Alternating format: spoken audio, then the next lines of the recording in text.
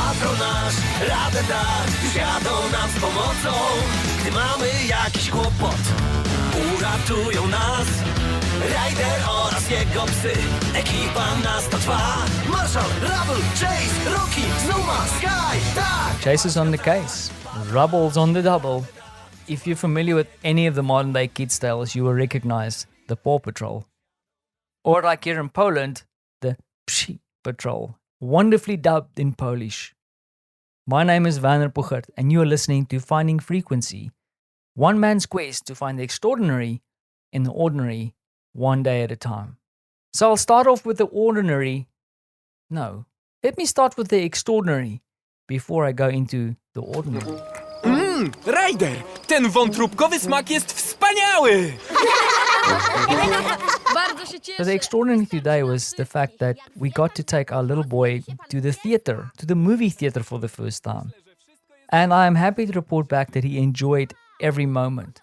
It was also great for Dad to look next to him and then look at my wife and then look down back at him again and see him munching away on his popcorn, enjoying every moment of his little story on the big screen.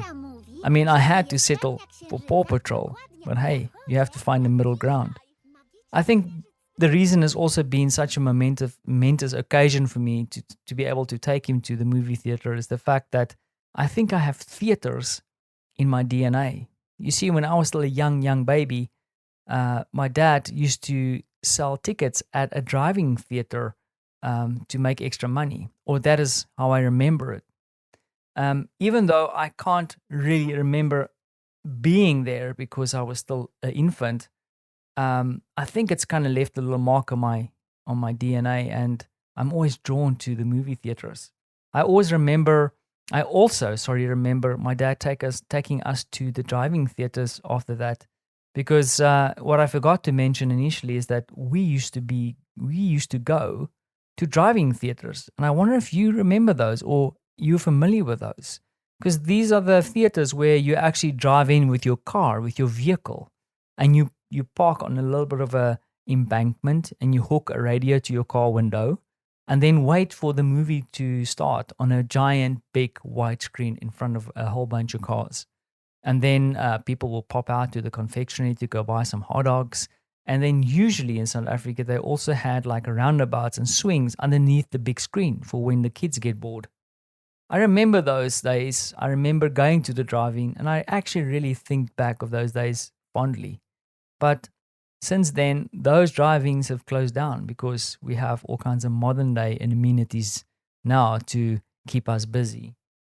So that is a reflection on taking my boy to the movie theaters for the first time, and I can't wait to do so again.